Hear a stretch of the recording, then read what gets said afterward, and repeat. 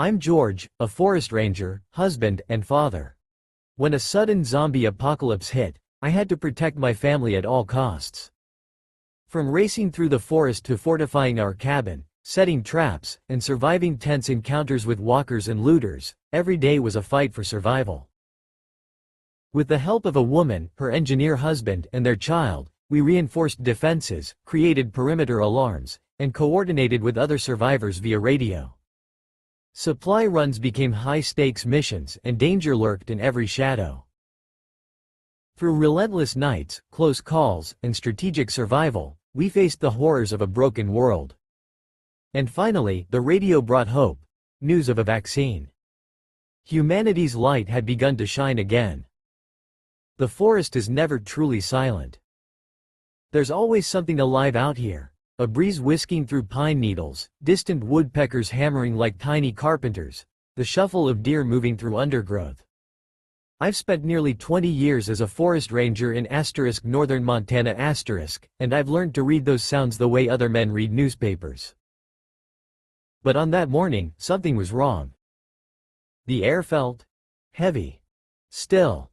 The pine canopy above me stood motionless like a crowd holding its breath. Even the insects seemed to hush themselves. I leaned against the bed of my ranger truck, sipping lukewarm coffee from my dented enamel mug, and listened. My boots were damp from dew, and I could smell wet moss, sap, and the faint promise of rain. Then my handheld radio crackled, not the crisp transmission I was used to, but a strained, static-laced voice. Quarantine breach. Violent outbreaks in. Static swallowed the words. I rolled my eyes at first. Some panicked caller pulling a prank again, I thought. But then the dispatcher's voice came across, tight with fear I had never heard before. All units. Report immediately to safe zones. Repeat, do not engage with infected civilians. Aggressive behavior. Biting. Spreading. My blood chilled. Infected. Biting. My thumb hovered over the transmit button. Ranger Walker here, copy that. Clarify nature of infection? All I got was a hiss, then.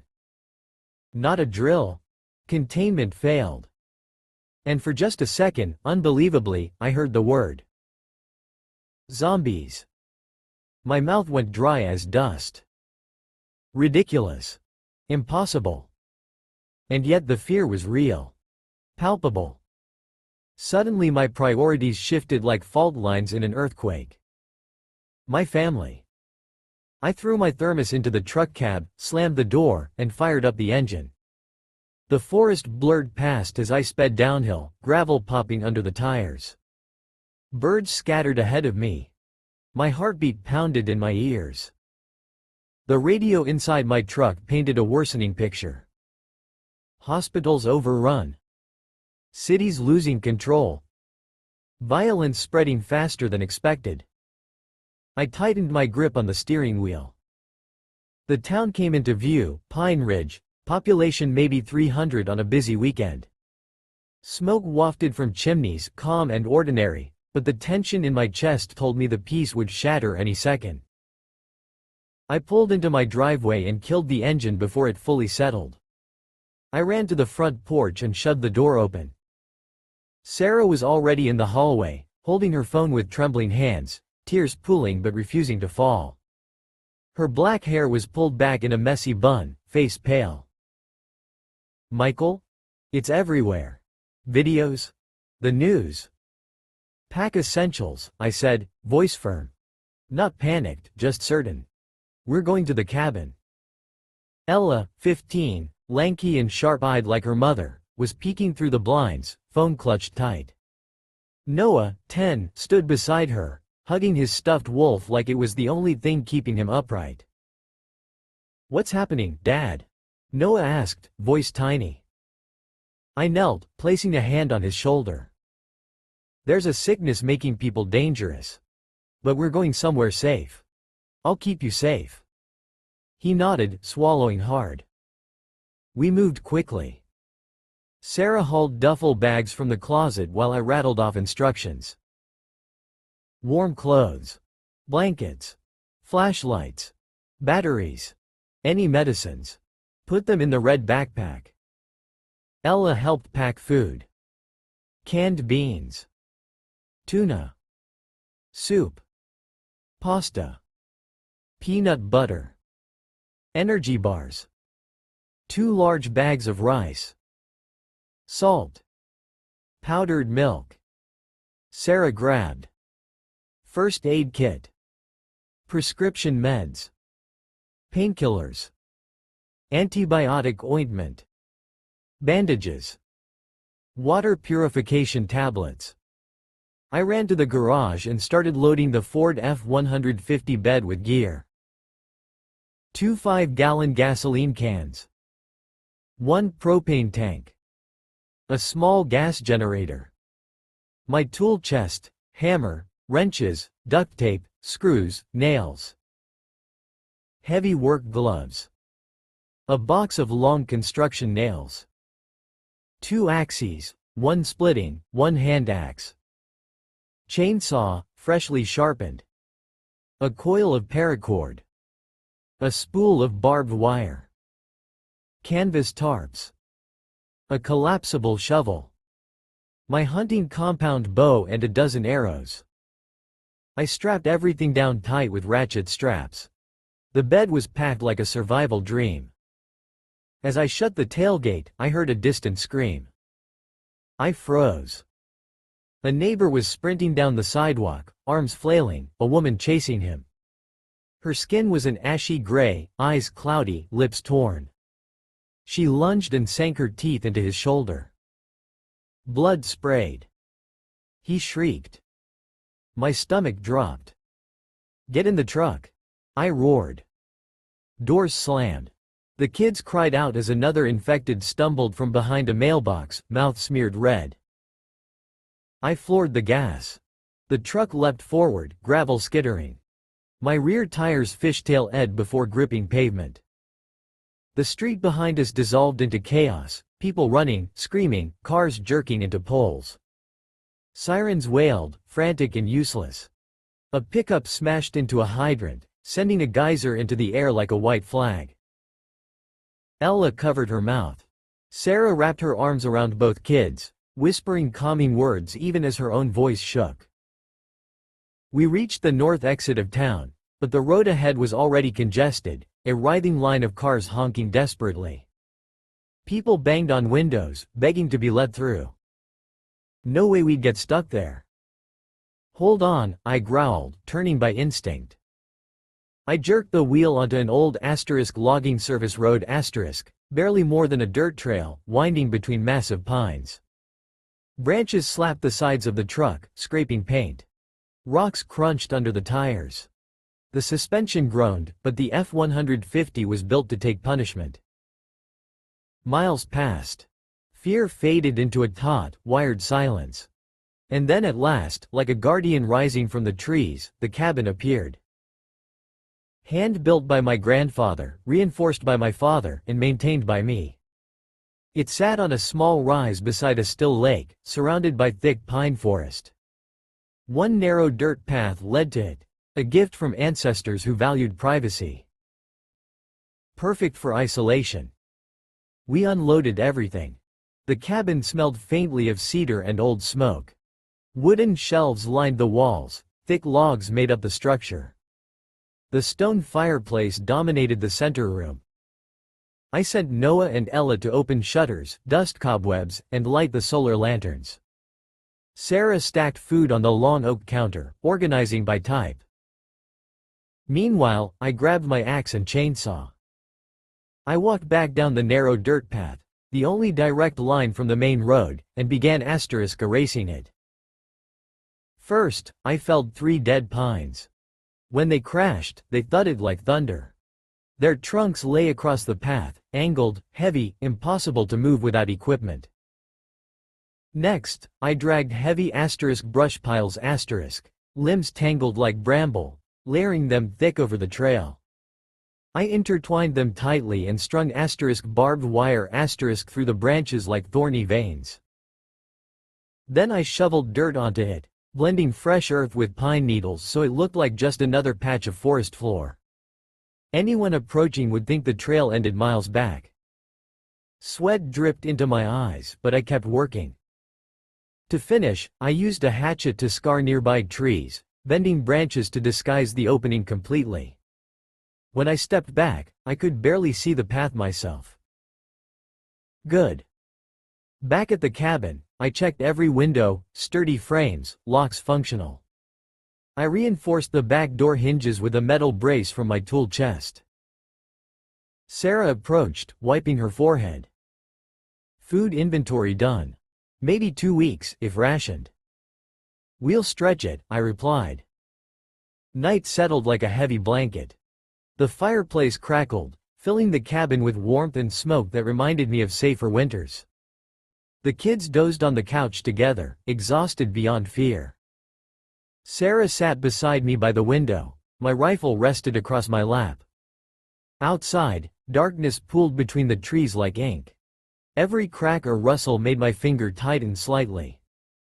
The radio hummed with sporadic broadcasts. Cities collapsing. Unknown pathogen. Avoid contact. Aid centers overwhelmed. Then a final message before the signal grew faint. Stay rural. Stay armed. Stay alive. I exchanged a silent look with Sarah. A branch snapped outside. I froze, leaned slightly forward, eyes scanning the black tree line. Something shuffled between the bushes, slow, dragging, unnatural. The forest held its breath with me.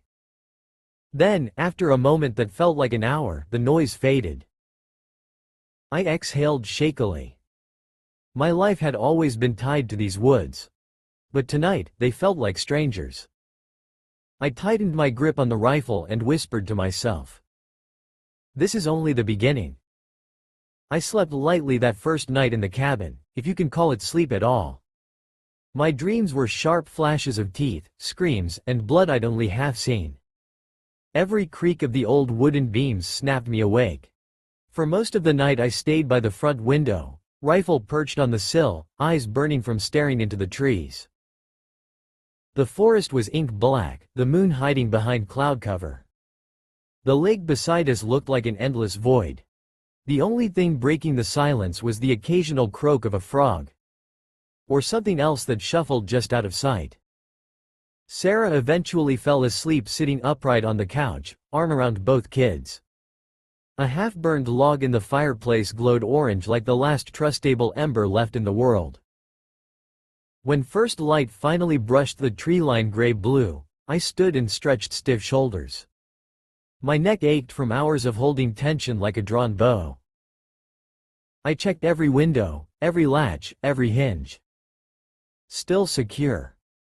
Morning? Sarah's voice was hoarse with exhaustion. Barely, I replied. We need to make this place tighter. Stronger. She nodded, eyes grave.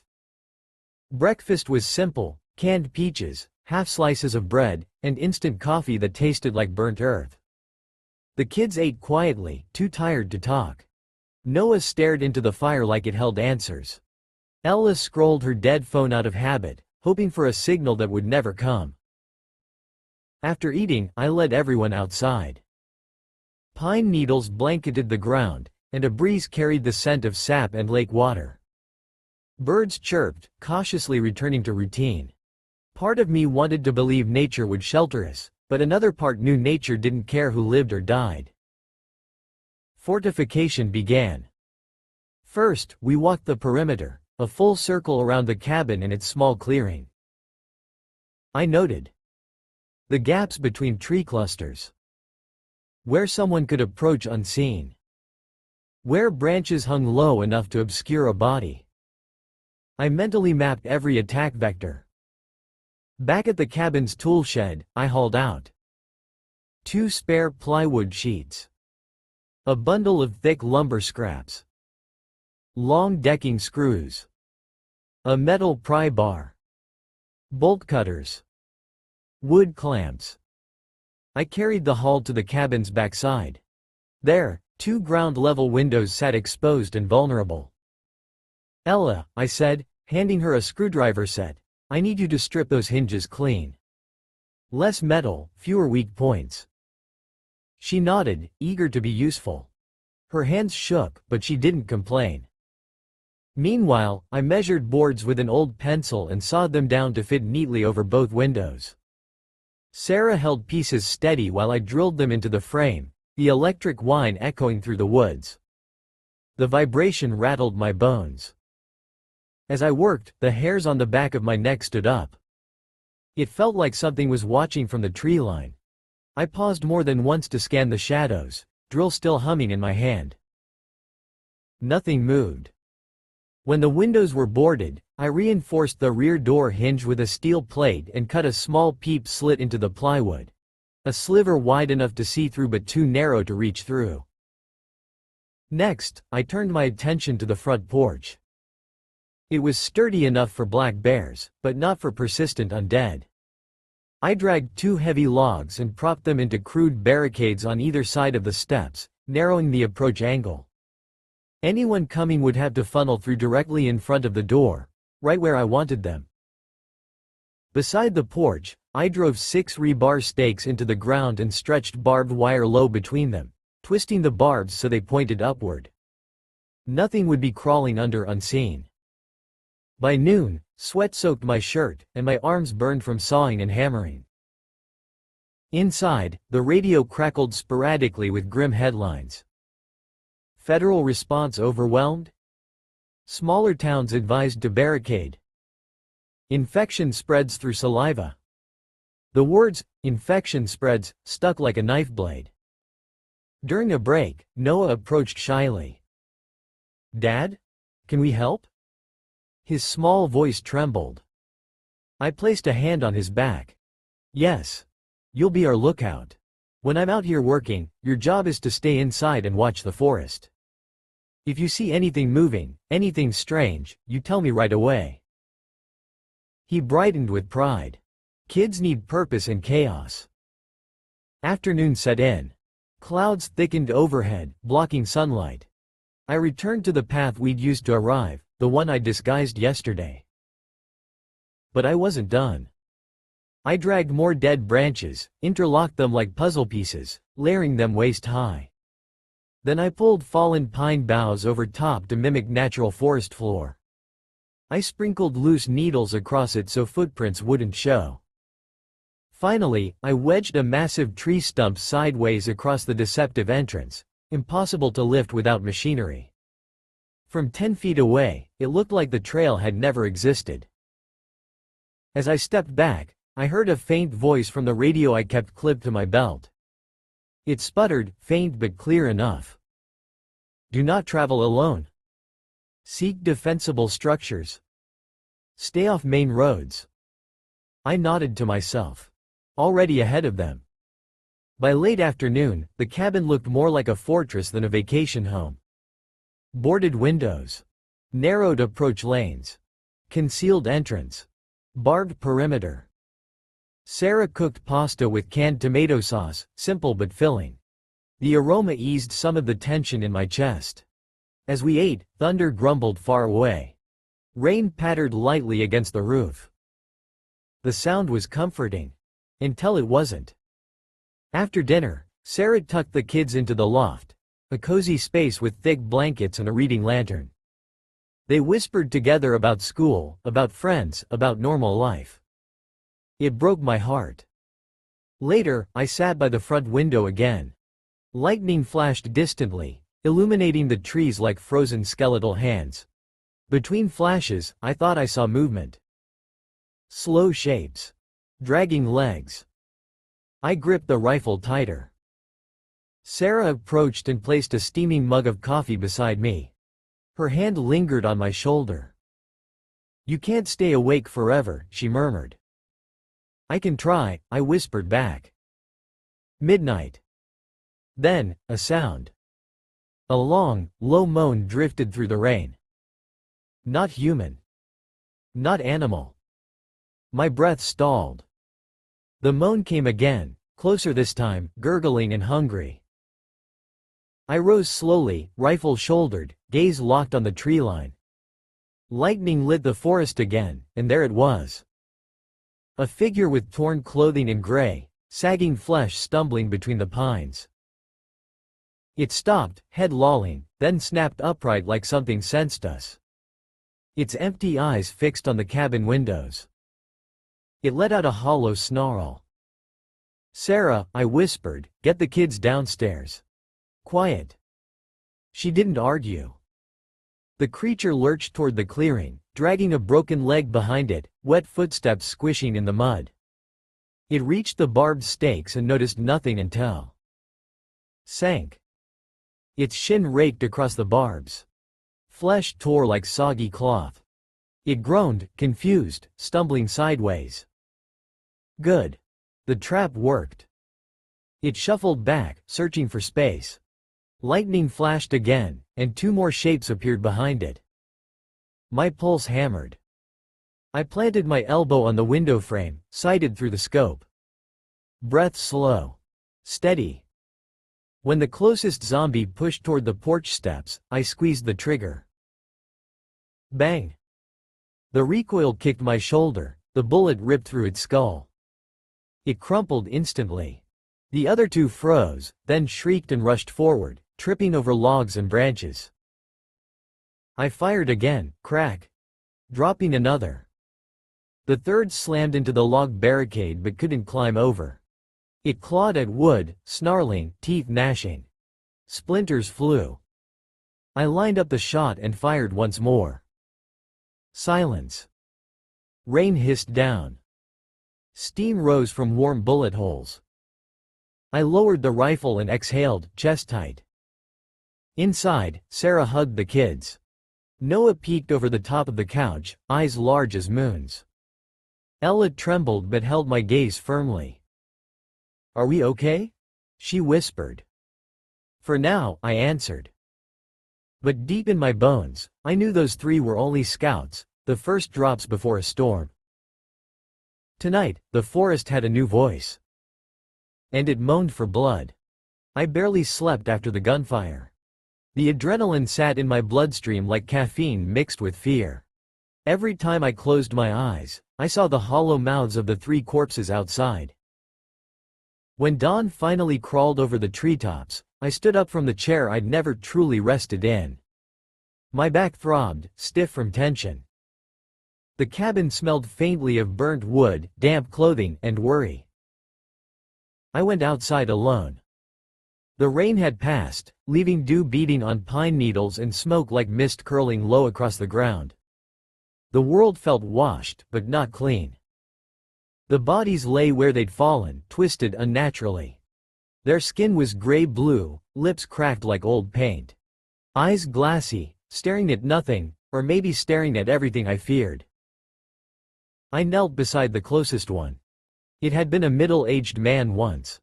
His shirt was torn across the chest, name badge from the local grocery store still clipped crookedly near his collar. "Sorry," I muttered, barely audible. I pulled a blue tarp from the shed and dragged each body to a fallen pine on the far edge of the property. Thick trees formed a natural screen there. I stacked the corpses like firewood, covering them completely under the tarp, weighed down with stones. Burning them would draw smoke. Smoke draws attention. Couldn't risk it yet. As I secured the final stone, I noticed something unsettling. Blood smeared in a trail leading back into the forest. Small prints. Something had crawled away injured. I swallowed hard. Back at the cabin, Sarah reheated leftover pasta on the propane stove. The smell should have been comforting, but the metallic tang of dried blood in my nose ruined it. The kids sat quietly. Too quietly. Noah toyed with his fork, pushing noodles like they were puzzles. Ella stared into the window's reflection, lost. "You two okay?" I asked gently. Ella nodded too quickly. "You're allowed to be scared," I said.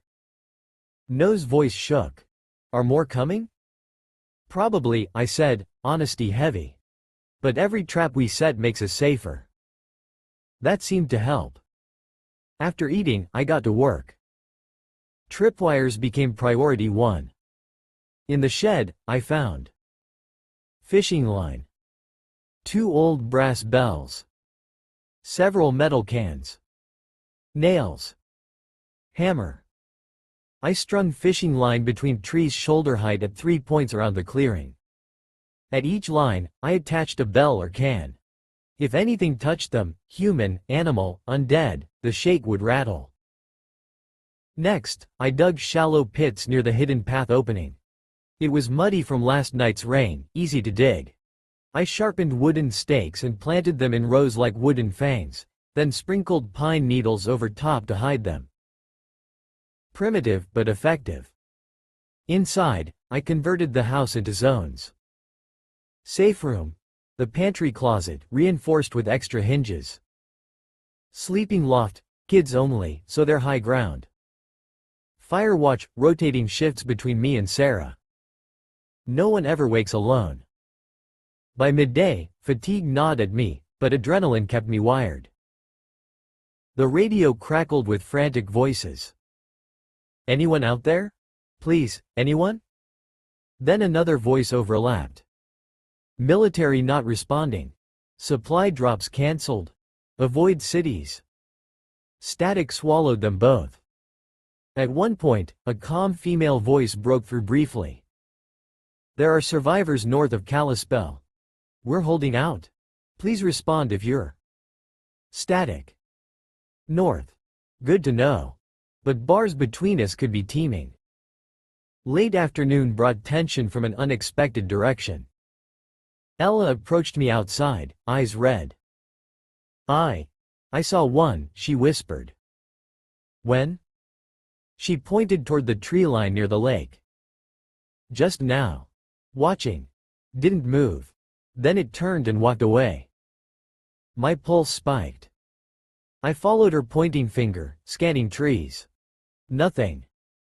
Next time, I said quietly, call me right away. Promise. I was scared to shout, she admitted. I kneeled to her height. Fear's natural. But communication keeps us alive. She nodded, and I saw determination tighten her jaw. Evening fell with an uneasy stillness. The lakeside reflected gray sky like a sheet of steel. Frogs croaked nervously. Sarah boiled water to sterilize the knives and axe heads. I appreciated her thought. Blood carries sickness, infection, risk. We couldn't be careless. We ate canned chicken stew and shared a single chocolate bar, savoring each bite. After dinner, I went outside to check the traps once more. That's when I heard it. Ding, ding, ding. One of the bells jingled faintly. I froze, breath held. The bell stopped. Maybe wind? But wind didn't make branches crack like that. I crouched low, stepping forward slowly, rifle ready. Then, moaning. Low, guttural, rising. I saw one emerge between trees, then another, both staggering together. Their clothes were drenched in dew, limbs stiff like broken dolls. Dirt was caked under their nails. One dragged a length of intestine across the forest floor like a macabre leash. My stomach twisted. They approached the tripwire. Ding, ding, ding. The bell clanged louder this time. From inside, Sarah's lantern flickered on. Good, she was alert. I drew a bead on the first zombie's head and fired. Crack. Its skull snapped back and it fell like a dropped sack. The second shrieked, sprinting faster than I expected. Its speed startled me. Some of them were slower, others stronger. I fired again. Crack. Missed, grazed the shoulder. It lunged toward me. I pivoted, thrusting my axe downward. Thunk. The axe buried into its temple. But the momentum yanked the handle forward, nearly pulling me off balance. It writhed, hands clawing. I roared and slammed my boot onto its chest, wrenching the axe free. Its movement stopped. Silence spilled over the clearing. My breath fogged in the cooling night air. Two bodies now lay at my feet. I dragged them to the tarp with the others. As I rolled the newer one, I noticed fresh scratches across its knuckles. Like it had scraped against something metallic. My barricades were working. But eventually, weight would crush boards. Persistence would break wire. The more that gathered. We were a beacon. When I returned, Sarah hugged me tightly without speaking. I buried my nose in her hair, inhaling the scent of lavender shampoo. It kept me from cracking. Later, as I sat by the fire, the radio muttered again. Don't let them stack. Burning recommended. Do not leave bodies exposed. Scent attracts more. I stared into the flames. We could only hide corpses for so long. Before bed, I checked on the kids. Ella pretended to sleep, her eyes were puffy. Noah clutched his stuffed wolf so hard the seams stretched. I kissed their foreheads. Finally, in the pitch quiet, Sarah whispered beside me. One day at a time? One day, I agreed.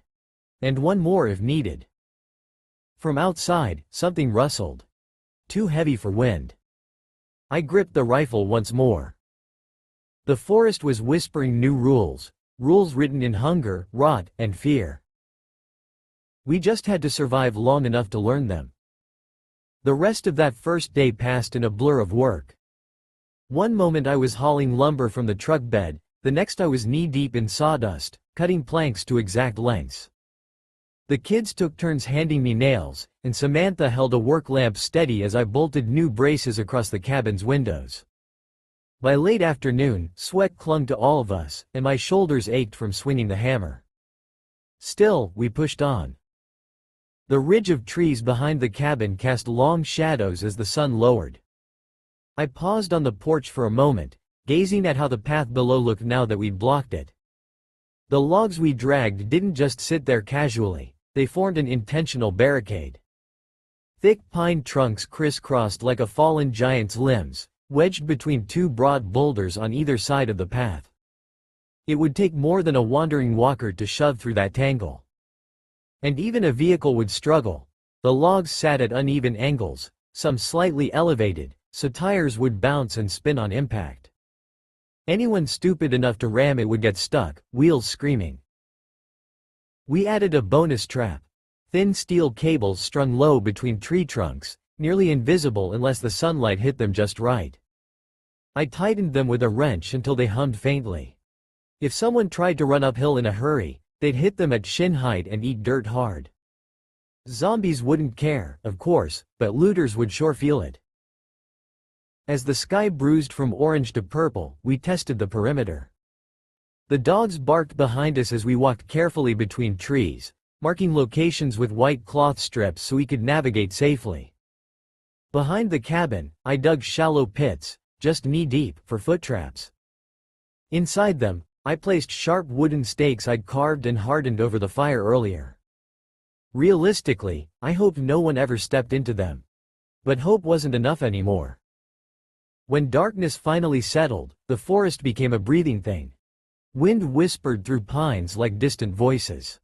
Crickets chirped in flurries, then paused abruptly as if quietly shushing each other. The cabin lights glowed warmly behind us, little islands of safety. We headed inside, locking the reinforced door, and for a brief moment I allowed myself to exhale. Inside, the kids unpacked supplies from their backpacks, protein bars, canned meat, packets of instant soup, bandages, even a couple chocolate bars tucked secretly by Samantha. For emergencies of the soul, she said with a tired smile. I loved her more in that moment than I ever knew was possible. As we sorted everything, I noticed how low our propane stock actually was. 5 full canisters would last, but not forever. The generator could run sparingly. I made that rule clear immediately. No power unless it's urgent, I told them. Lights at night draw attention. The kids nodded, quietly serious. They were adapting faster than I expected. While Samantha prepared a simple dinner, beans simmered over a small gas burner, I repurposed an old leather backpack as a medical kit.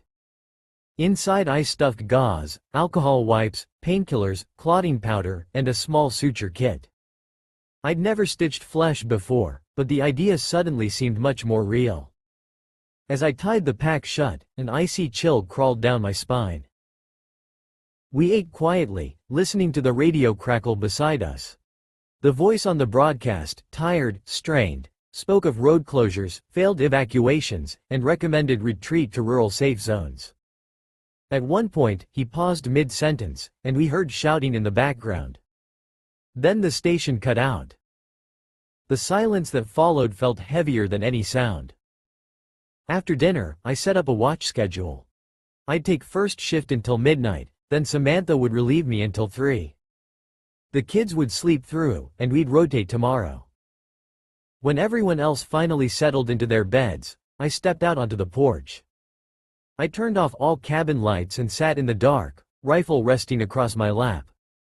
The night swallowed everything, the moon hidden behind thick clouds.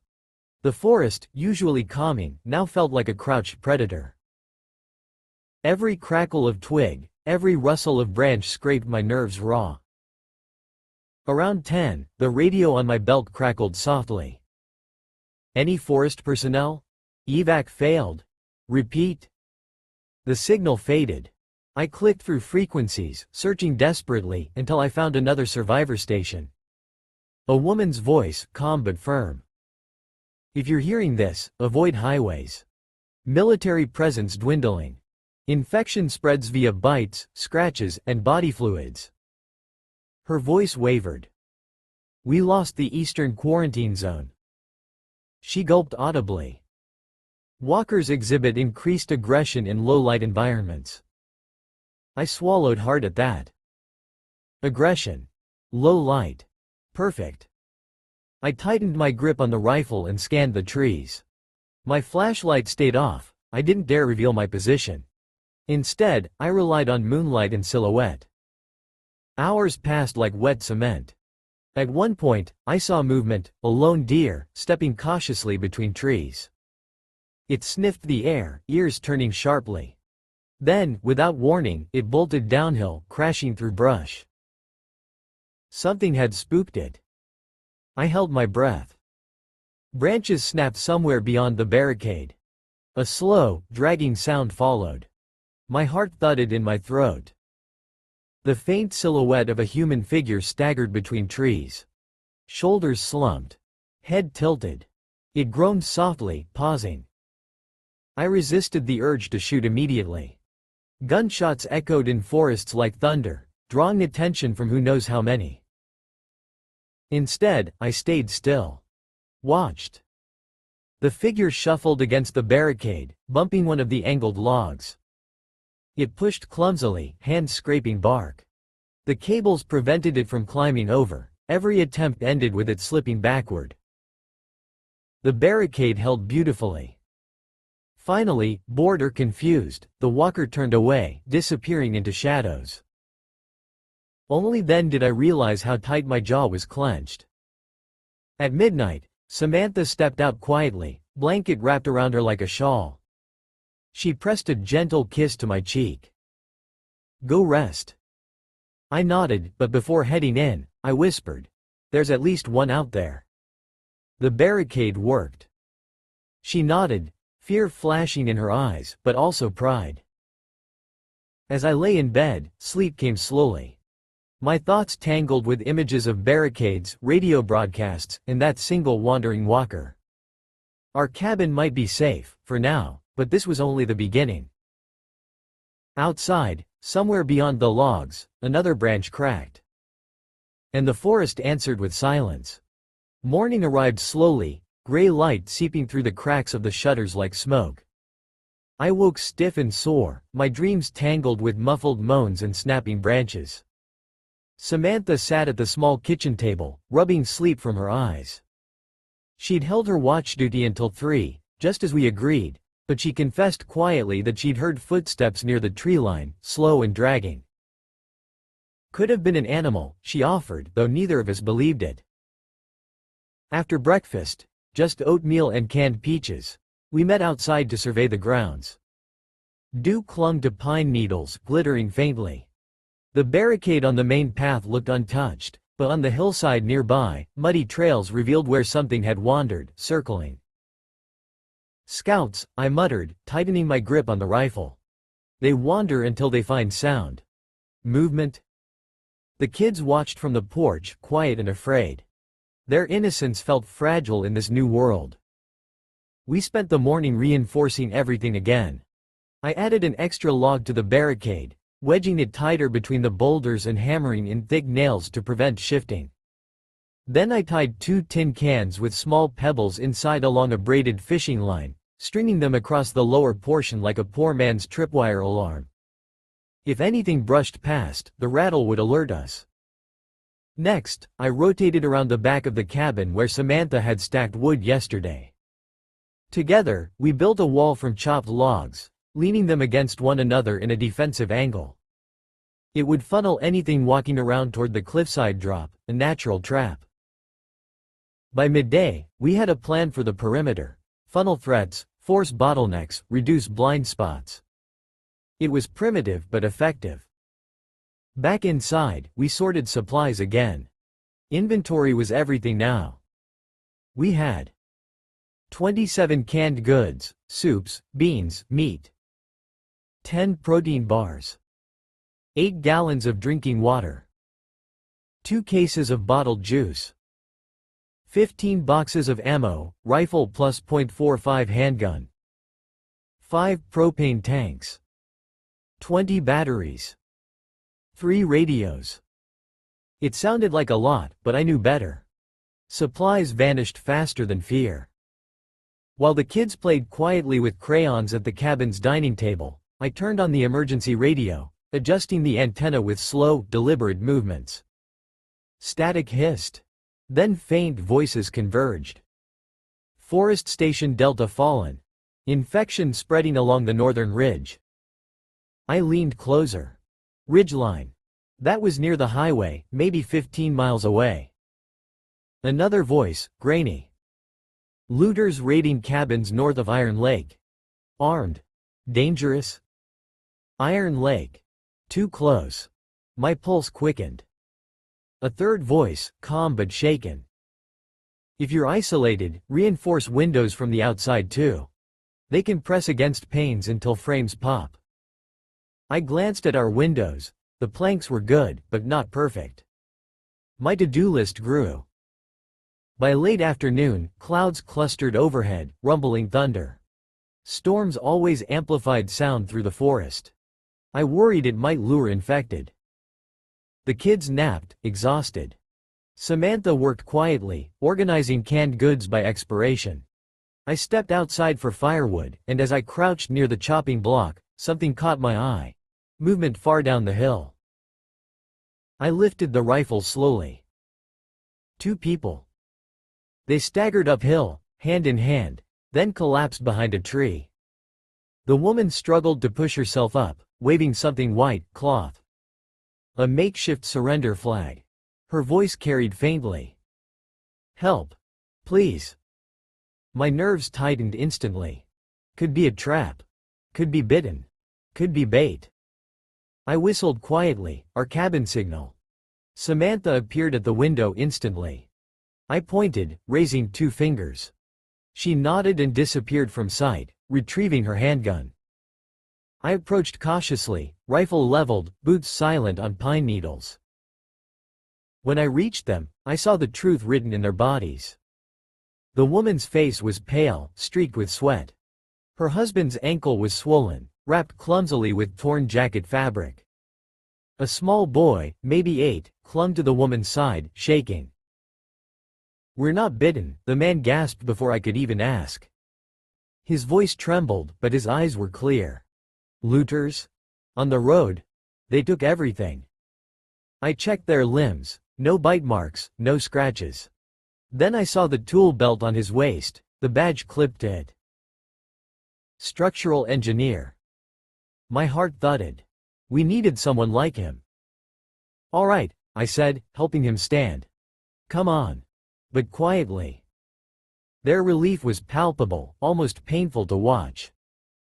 Back at the cabin, Samantha rushed to help. We pulled the man inside, settling him on the couch. The boy clung to our daughter, whispering thanks. Their names were Emily, mother; Nathan, father, engineer; Lucas, child. They'd been driving toward a rumored safe zone when looters blocked the highway with burning cars, firing wildly into fleeing vehicles. They escaped on foot, but Nathan tripped running downhill and mangled his ankle. He winced as I examined it. "Sprained," I murmured. "Not broken." He nodded, teeth gritted. "I can still help." That sentence alone told me everything I needed to know about his character. Once he could stand again with support, he surveyed our defenses like a surgeon analyzing organs. "This is good," he said, tapping the barricade sketch I'd drawn. "But we can improve." He suggested adding tilted logs behind the barricade to prevent climbing, and spike boards angled outward. He also examined the cabin windows, noting that a double-layer plank design would reinforce pressure points. "I can build perimeter alarms," Nathan added. "Motion triggered with fishing line and scrap metal. It'll rattle like hell if anything's near." Even through pain, he was already planning. That night, after we finished reinforcing the windows further, we sat around the small fireplace, flames crackling softly.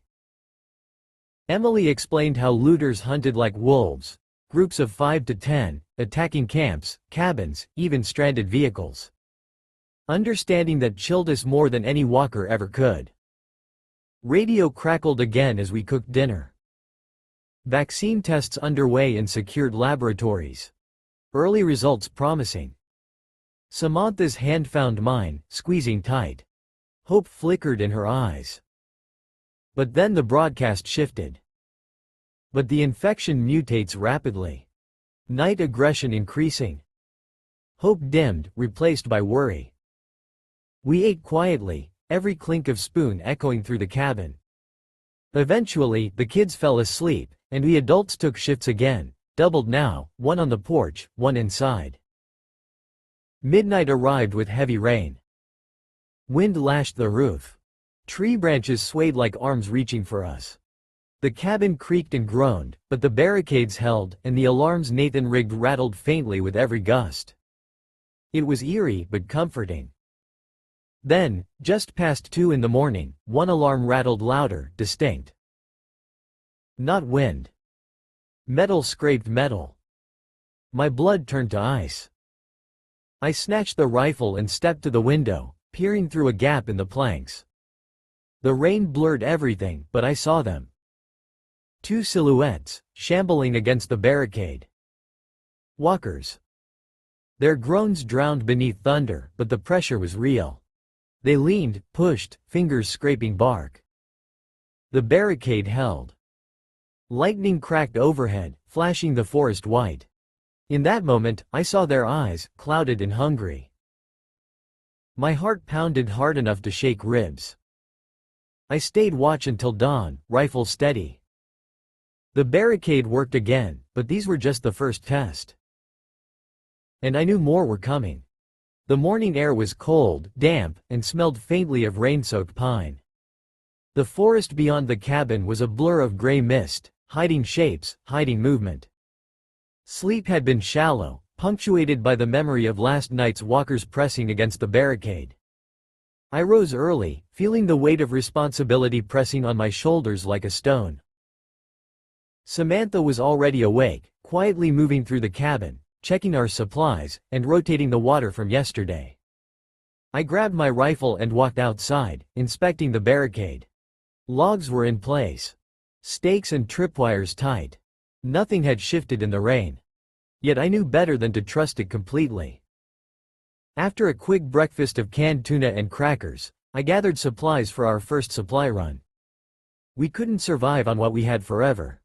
I made a mental list. Extra canned food from Pine Ridge if anything remained. Propane tanks to power the stove and generator. Fuel for the truck. Medical supplies, bandages, painkillers, antiseptic. Tools, rope, crowbar, and nails. I packed everything in the F-150 bed carefully, layering the more fragile items under tarps. Chainsaw, axes, and rifle went in the cab. 2 5-gallon gas cans were secured in the back. Every strap was tight. Every item accounted for. Samantha and the kids stayed behind. The barricade was enough to deter walkers for a few hours, and with Nathan tending to his ankle, we had a second pair of hands ready if the unexpected happened. We drove slowly on the dirt service roads that connected the forest to the nearest small town, avoiding main roads completely. The highway was likely crawling with desperate humans or worse. Every sound made me tense, every rustle of leaves or snapping of twigs drew my gaze. The forest had teeth now. Arriving at the first abandoned gas station, I parked a good distance off and crawled forward to scout. Broken glass crunched under my boots. A faint smell of gasoline and rot lingered. Inside, shelves were mostly empty, but I found small treasures: bottled water, canned soup, spare batteries, and a box of canned meat. Not everything we needed, but enough to make the trip worthwhile. Then, from the corner of my eye, I caught movement. A figure slumped near the far wall, shirt torn, hands dragging. A walker. I raised my rifle and fired. Crack. Its head snapped back, lifeless. Adrenaline surged through me, but I forced my breathing to slow. One shot, controlled, efficient. We loaded the cans and batteries into the truck bed, stacking carefully. Every movement had to be calculated. Noise could attract more. The next stop was a hardware store. Looters had likely hid it already, but we had luck. We found nails, rope, buckets, more tarps, and a small generator tucked in a corner. I carried the generator carefully, knowing it could save our lives back at the cabin. The return trip was nerve-wracking. Clouds darkened overhead. Thunder rolled. Every shadow on the road seemed to stretch toward us. At one point, a small group of walkers emerged from the tree line, sluggish but persistent. I drove slowly enough to avoid attracting attention but quickly enough to maintain escape distance. They shuffled along the side of the dirt road, groaning, but eventually lost interest. When we reached the cabin, we approached cautiously. The barricade and tripwires had done their job. No signs of forced entry. I breathed a quiet prayer of thanks. Nathan greeted me with a nod. We unloaded supplies carefully, stacking cans and propane near the pantry. The generator was placed near the cabin's rear, hidden by logs and tarps. It would be ready if we needed power, but for now, it stayed off. That night, I sat by the fire, rifle across my lap, thinking about the trip. The forest outside was alive with rustling, snapping branches, and faint, distant groans. But we had survived our first supply run. Not without fear, not without sweat, but we had survived. Samantha joined me, carrying a mug of coffee. She handed it over wordlessly. I could see the worry in her eyes, the silent calculation of risks. The barricade held, I said quietly. She nodded. For now. I knew she was right. The forest was patient. The walkers were relentless. And humans like those looters, were unpredictable. As the fire crackled and shadows danced across the walls, I felt a strange mix of exhaustion and determination. Each day brought new challenges, but we were learning. Each barricade, each trap, each cautious step was another piece of our survival. And tomorrow, we would face the forest again. The morning air was heavy with fog, each droplet clinging to pine needles like crystal beads. The cabin sat silent, the forest around it holding its breath. After yesterday's supply run, I knew the real work was just beginning. The barricades would hold for now, but humans weren't predictable, and walkers wouldn't stop testing every weakness. Samantha had already lit the small gas stove when I stepped into the kitchen. The aroma of instant oatmeal mixed with coffee filled the cramped space. Noah and Ella were eating quietly, each focused on their bowls. I could see the tension behind their eyes. They were learning quickly. Silence and caution were now normal. After breakfast, I checked the barricade. Rain had left the logs slick, but the structure was solid. The tripwires hung tight, and the tin cans rattled faintly in the wind. Good. Every small detail mattered. Nathan limped outside with his cane, inspecting the spike boards we had reinforced yesterday. Solid, he said. But we can angle some of these outward more. Force anything that tries to climb to slow down even further. I nodded. His experience as an engineer showed in every adjustment he suggested. Samantha helped him, hammering nails and bracing boards as I moved to check the perimeter again. The radio crackled to life. A raspy male voice spoke. "We've spotted looters. Northeast of Iron Ridge. Heavily armed. Avoid all major roads. Use forest paths." I tensed. Looters meant desperate humans, and desperate humans were worse than walkers. They had weapons, cunning, and no hesitation to take what they wanted. My mind raced with the possibilities. They could see smoke, hear noise, or stumble upon our cabin entirely by chance. "We'll need another supply run today," I said quietly. "But we'll do it carefully. Avoid main roads. Stick to forest trails." Samantha nodded, her jaw tight. She had packed the children small backpacks with water and snacks, ready if we had to leave quickly. By mid-morning, we set out in the truck again.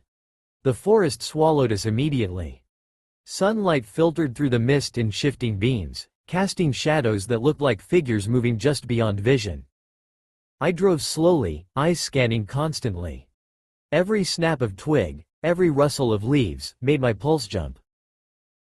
The first stop was a small convenience store, largely untouched. Broken glass crunched under my boots as I moved cautiously inside. We quickly located bottled water, canned food, and a few boxes of instant noodles.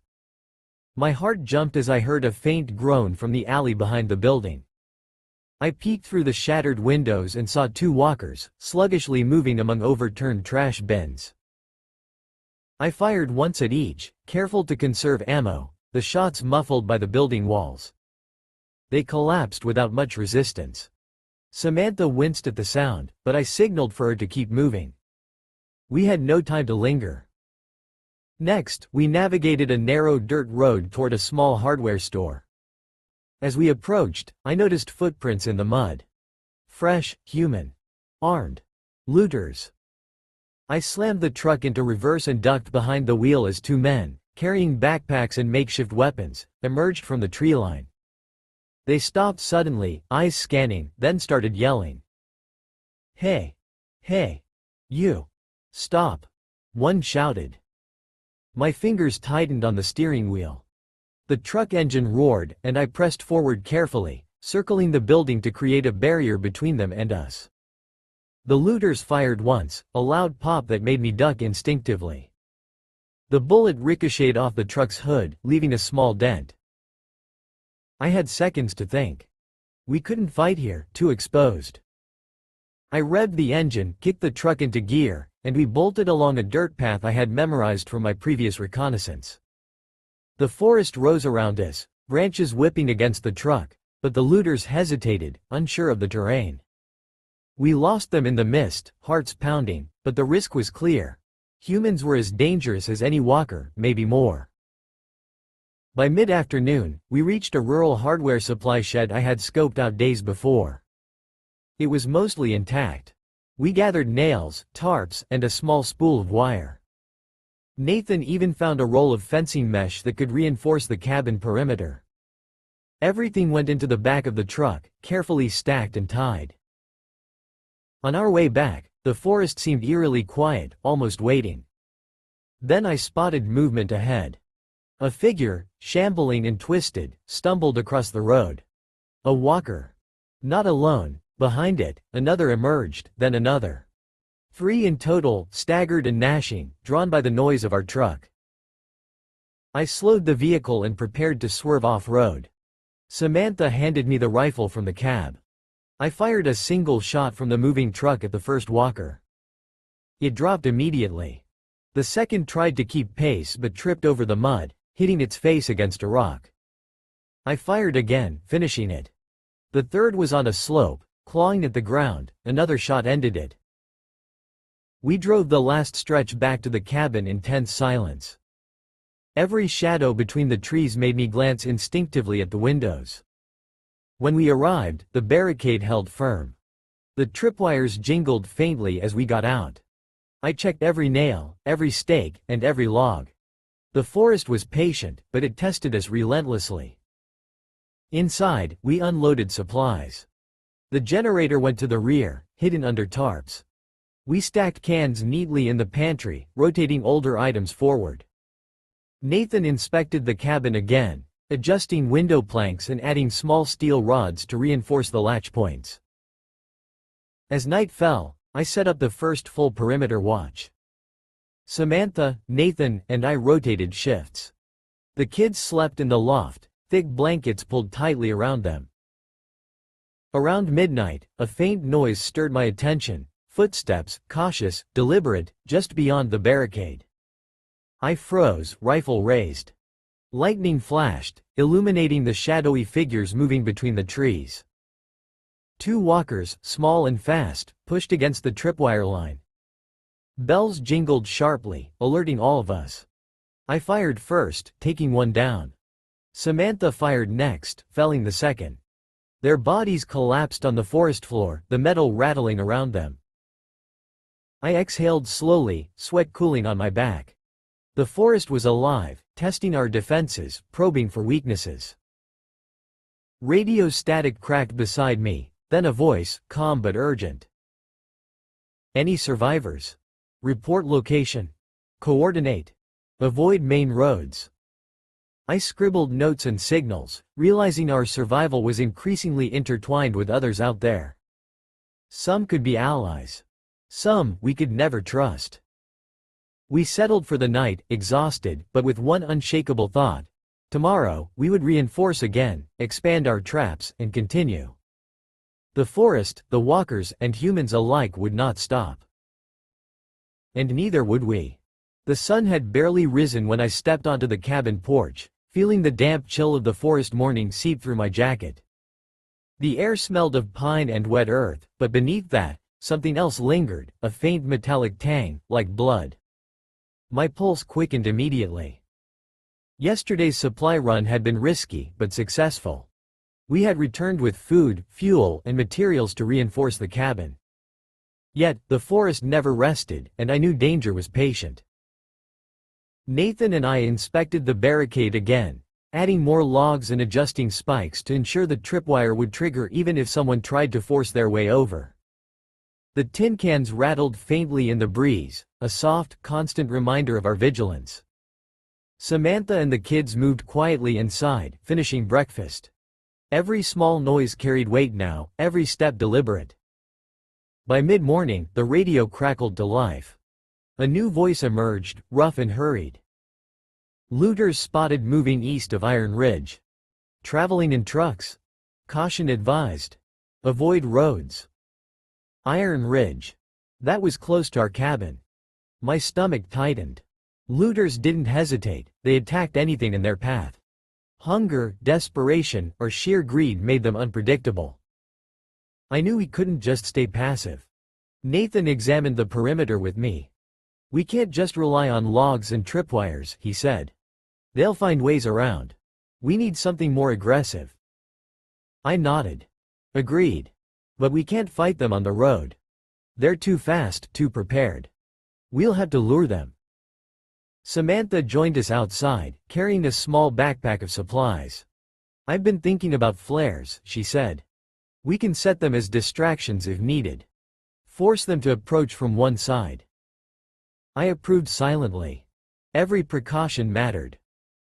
By late afternoon, the sky darkened with heavy clouds. Rain threatened again. I had a creeping feeling that tonight would be different. We heard them first, a low, metallic roar from the road. At first, I thought it was the wind against the trees, but then a vehicle engine growled faintly. My stomach dropped. Looters. Everyone inside, I ordered, my voice low but firm. Stay quiet. We scrambled indoors. The kids huddled in the loft, blankets over their heads. Samantha positioned herself by the reinforced window with a rifle. Nathan and I checked the barricade and traps one last time.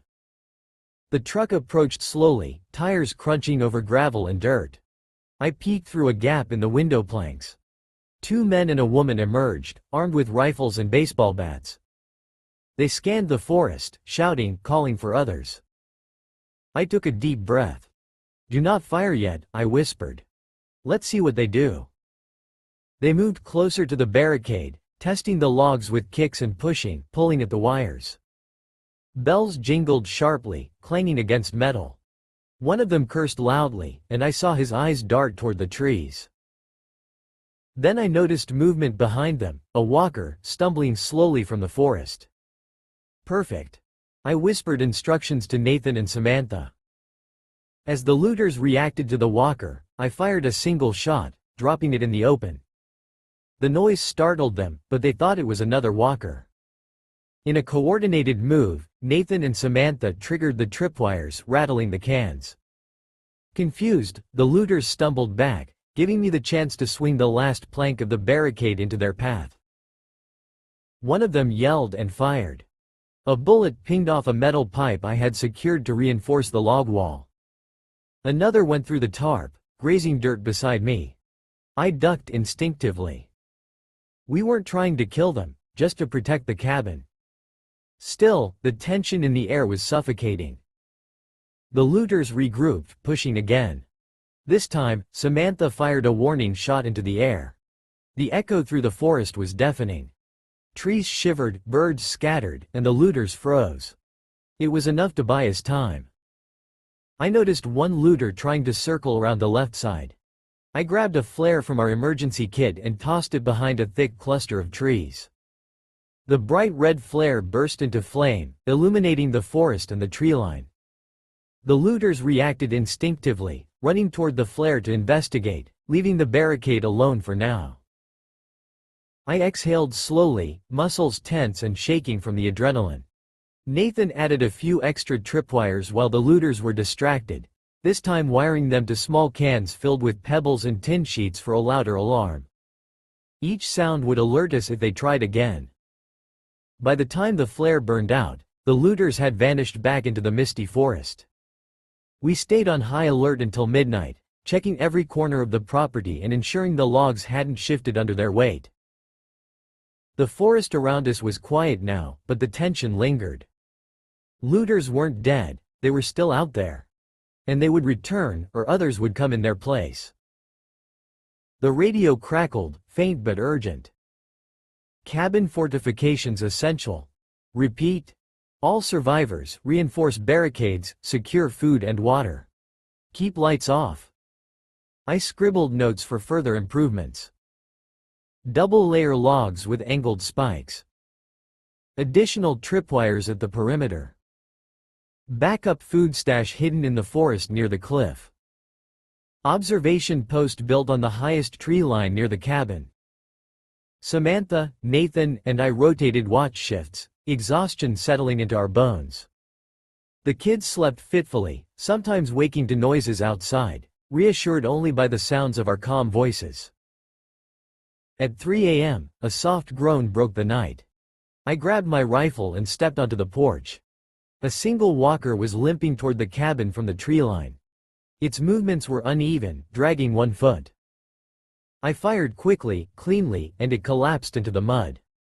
Another tense moment passed, and the forest swallowed the silence again. We sat by the fire afterward, shaking but alive.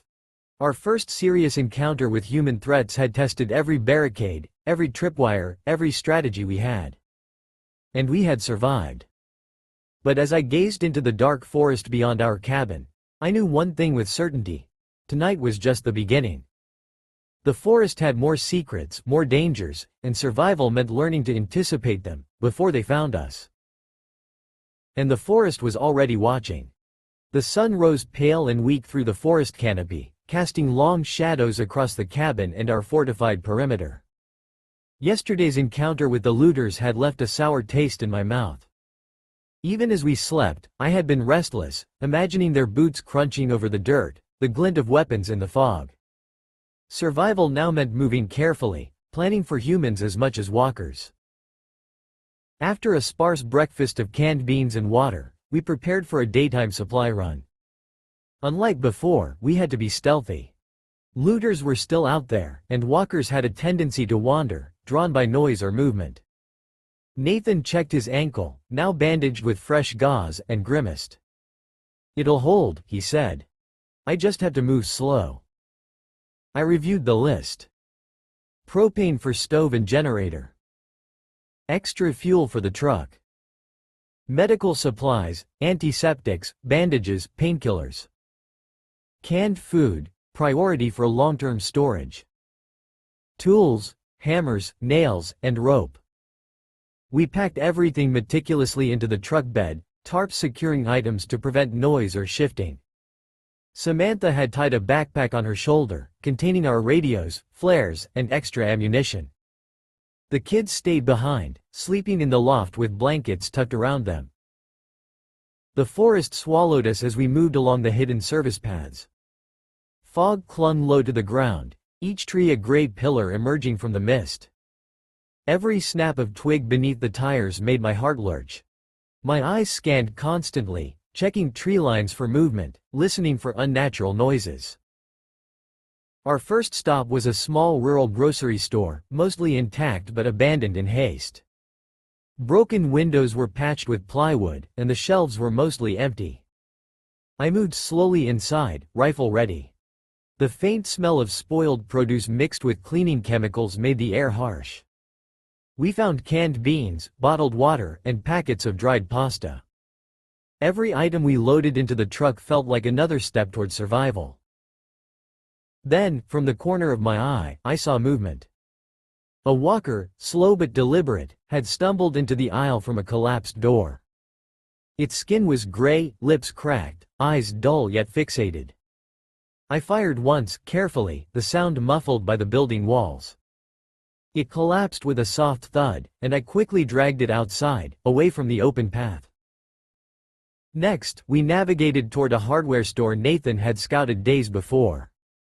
On the road, I noticed fresh footprints, human, armed, likely looters. I stopped the truck behind a cluster of bushes and motioned for Nathan and Samantha to disembark quietly. We crawled forward, eyes scanning.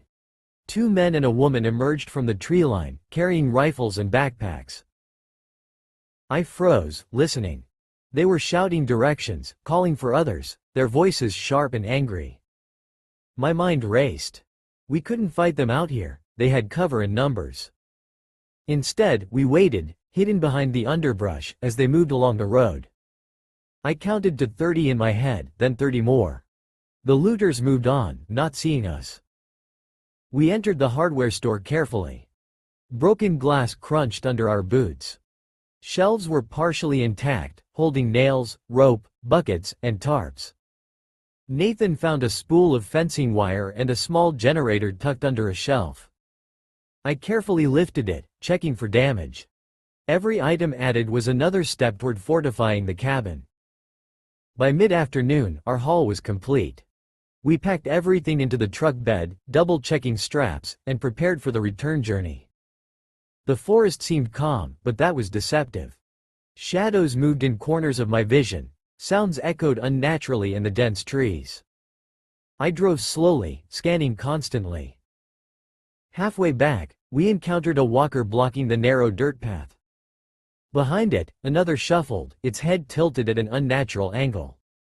I slowed the truck, rifle ready. The first walker staggered forward as if drawn to the engine noise. I fired quickly, taking it down. Samantha fired at the second, clean and precise. Both collapsed into the mud, lifeless. The forest returned to silence. Approaching the cabin, the barricade appeared as a fortress. The logs were solid, the tripwires taut, the spike boards angled perfectly. Nathan and I unloaded the generator first, hiding it under tarps behind the cabin. We stacked cans and propane in the pantry, rotating older items forward. Every action was methodical. Every precaution mattered. That evening, we reinforced the alarm system further. Nathan attached extra tin cans filled with pebbles along the perimeter, wiring them to the tripwires. The sound would be deafening if anything pressed against them. I dug additional shallow pits near the tree line, planting sharpened wooden stakes hidden by pine needles. Primitive, but effective. As night fell, the forest became a living thing again. Wind whispered through pines, branches groaned, and distant groans from walkers echoed faintly. Samantha and I rotated watch shifts. The kids slept in the loft, thick blankets pulled around them. Nathan stayed close, tending to minor adjustments on the windows and barricades. Around midnight, a soft sound broke the night, a snapping twig near the western edge of the property. I grabbed my rifle and moved silently to the reinforced window. 2 walkers staggered through the trees, dragging feet. Bells clanged faintly on the tripwires. I fired at the first walker, Samantha took the second. Both collapsed, silent. The forest returned to quiet, the night stretching endlessly. We sat by the fire afterward, muscles aching, adrenaline slowly fading. Our first serious supply run had tested both our planning and nerves. We had survived encounters with walkers and nearly ran into looters. Each day, the forest revealed more dangers, but also taught us new lessons. By 3 a.m., we finally allowed ourselves to rest. But even in sleep, the forest whispered. Branches brushed against the cabin walls, leaves rustled in unnatural patterns, and far away, faint groans reminded us that the threat was never gone. Tomorrow, we would expand the alarm system further, add observation points, and plan for long-term survival. Each barricade, each trap, each cautious movement was a step toward safety. The forest was patient, but we were determined. And we would learn its rules or die trying. The sun had barely cleared the treetops when I stepped onto the cabin porch. Mist clung to the forest floor like a gray blanket, softening the edges of the world but hiding potential dangers. After days of supply runs and skirmishes, every sound made my muscles tense. Branches cracking, leaves rustling, even the distant caw of a crow could set nerves on edge. Samantha was already at the windows, scanning the tree line with binoculars. Nathan limped nearby, checking the reinforced barricades again, his engineering mind tirelessly calculating angles and pressure points. The kids were quiet, playing with a few sticks and improvised toys in a corner. Their laughter was muted, cautious, like they had learned instinctively that loud noise could bring trouble. The morning passed uneventfully until the faint sound of footsteps reached my ears. Not the clumsy shuffle of a walker, but measured, human steps. I grabbed my rifle instinctively, signaling Nathan and Samantha to follow. Through the mist, I saw 3 figures approaching the cabin slowly. A woman in her mid-30s led the way, holding a small child by the hand. Behind her was a man, slight limp in his gait, carrying what looked like a tool bag. I raised my hand, signaling them to stop. They froze immediately, raising their empty hands in surrender. I squinted, trying to determine if they were infected. Nothing in their movements suggested it. "Please.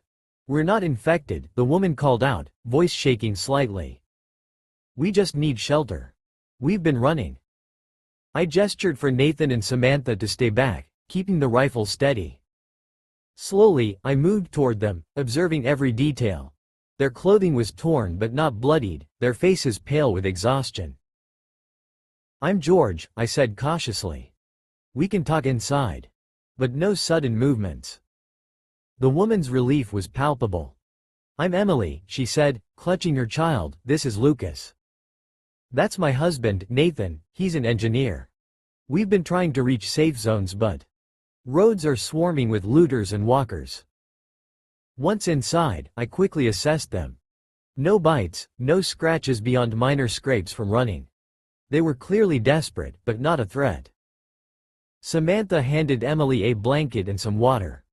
Lucas clung to his mother, wide-eyed and quiet, while Nathan, our new ally, checked the cabin's defenses, nodding approvingly at the logs and tripwires. "This is good," Nathan said, studying the barricades. "But with 4 adults here, we'll need to improve alarms and observation points." We can't risk being caught off guard. Over the next several hours, we worked together to expand the cabin's defenses. Nathan suggested adding extra layers of logs to the main barricade, angling them outward to slow any intruders. We placed sharpened stakes around the perimeter, hidden beneath leaves and debris, and added more tripwires with tin cans to create early warning signals. I watched as Emily moved methodically, helping Samantha hammer stakes and secure ropes. Lucas followed us quietly, curious but cautious, handing tools or small supplies when asked. Despite their exhaustion, they adapted quickly. By late afternoon, our fortifications were stronger than ever. The cabin now had multiple layers of defense: tripwires, sharpened stakes, barricades reinforced with logs, and an observation point Nathan had constructed on a nearby knoll, providing a clear view of the main path. The radio crackled suddenly, cutting through our focus. A distant voice came through, tired but urgent. "All survivors, report location. Avoid highways. Infection spreading rapidly. Vaccine research underway. Repeat, vaccine research underway." Hope sparked briefly in our hearts, tempered by the grim reality outside. The forest remained a dangerous place, and the night would test our defenses. As darkness fell, we rotated watch shifts. I took the first hour, standing at the observation point Nathan had built. Through the dense trees, shadows shifted constantly. Every snapping branch, every distant groan of a walker, made my heart hammer in my chest. I scanned constantly, rifle ready. Around midnight, the tripwires jingled sharply. My heart leapt. I peered through the darkness and saw two walkers pressing against the reinforced logs of the main barricade. Their fingers scraped at the wood, gnashing teeth visible in the faint moonlight. I fired first, a clean shot taking one down. Samantha fired next, the second walker collapsing into the mud. The cans on the tripwire clanged loudly, signaling danger. Emily had helped reinforce them in the afternoon, and it was effective. The sound would alert us if anything approached. Minutes later, another sound reached our ears: soft footsteps, careful and human. We held our positions, scanning the shadows. A lone figure approached, not running, but moving with purpose. The man carried a makeshift weapon, clearly looter trained. I whispered instructions quickly to Samantha and Nathan. Emily held Lucas back, crouched in the cabin. We would not engage immediately. Instead, we let the tripwires and noise do their work. The intruder hesitated, eyes darting, but the clanging of the cans spooked him. He stumbled back, disappearing into the forest. We exhaled collectively, tension easing slightly. The forest was testing us again, probing our defenses, but our preparations had worked. By 3 a.m., we settled for the night. Lucas slept between Emily and Samantha, the warmth of their presence a small comfort against the cold, damp fear outside. Nathan and I stayed on watch until our shift rotated, scanning shadows and listening to the subtle groans and rustling of the forest. In the quiet moments, I thought about the radio message, the vaccine. It was far away, perhaps a glimmer of hope, but it reminded me that every barricade, every trap, every careful step was temporary. Survival required constant vigilance. And with new allies at our side, we were slightly stronger. But the forest, the walkers, and the desperate humans beyond the trees would test us again. Tomorrow, we would plan supply runs together, expand our defenses further, and continue listening for news of the vaccine. Because survival was no longer just about the cabin. It was about learning to live in a world that had changed forever. The morning light seeped into the cabin in pale streaks, mist hanging low over the forest floor. After nights of tension, barricading, and near encounters with both walkers and looters, the forest felt alive, watching, patient, and unrelenting. I rose first, muscles stiff, and stepped onto the porch. Every branch, every shadow, could conceal danger. My rifle rested against my shoulder, loaded and ready. Samantha emerged behind me, coffee in hand, glancing at the horizon. "Another supply run today?" she asked softly. I nodded. We need fuel, food, and any medical supplies we can find. The forest hasn't stopped, and neither can we. Nathan, limping but determined, had been reviewing barricades and alarm placements. Emily had helped him, her hands calloused from hammering stakes and adjusting tripwires. Lucas sat quietly near the window, clutching a small stuffed toy, but I could see the alertness in his wide eyes. We loaded the truck meticulously. Tarps covered our supplies, cans of food, water, propane, a small generator, extra fuel, and medical kits. Every strap was tight, every item secured.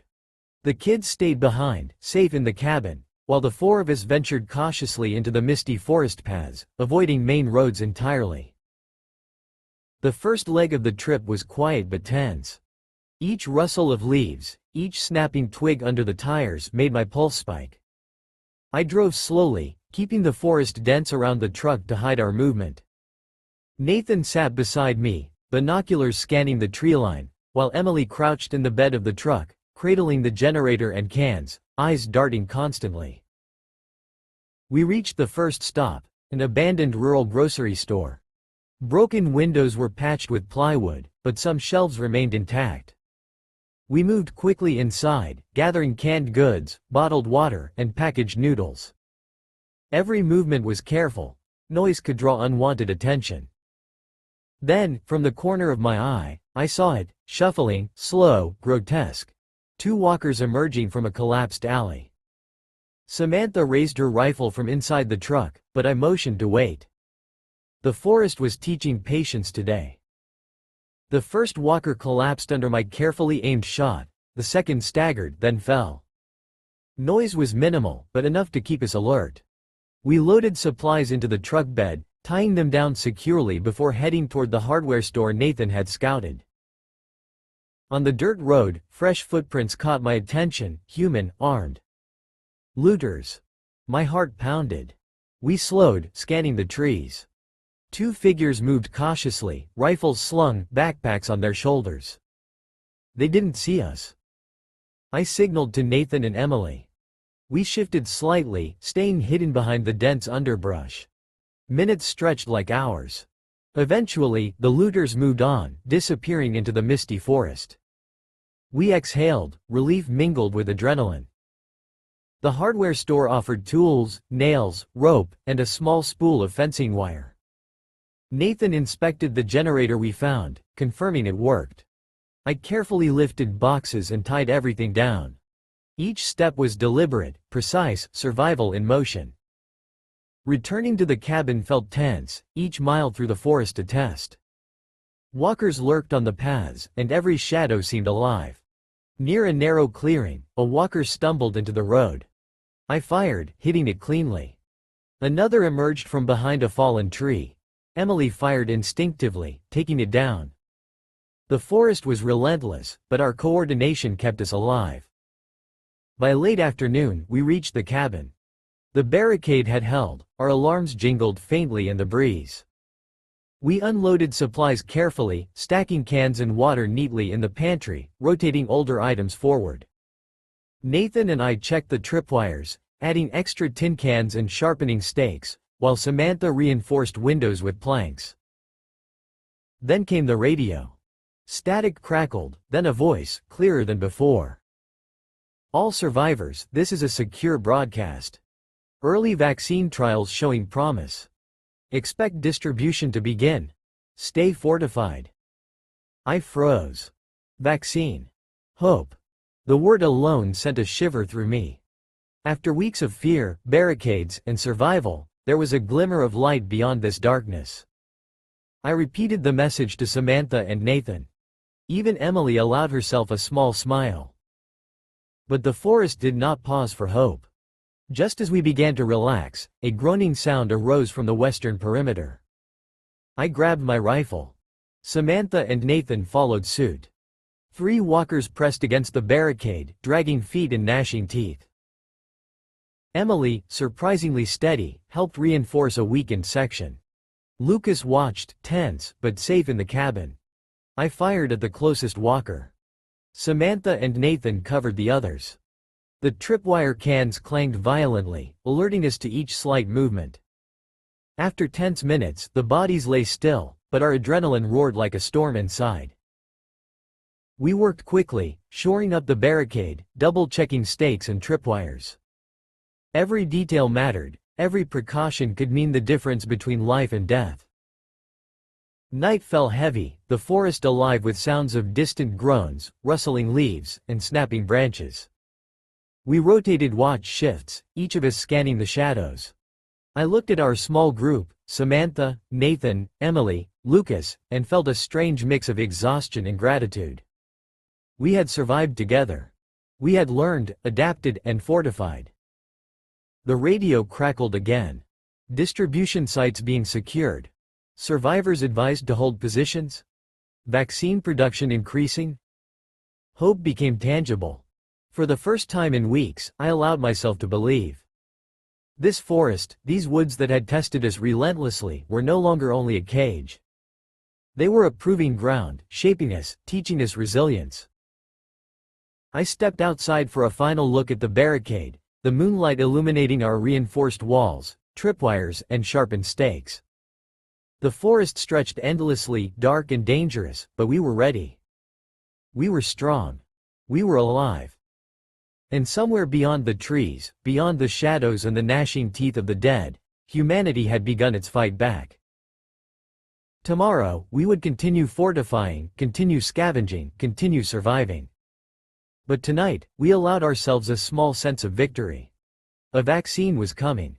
Hope was coming. And for the first time in a long while, I believed we would see the world beyond this nightmare.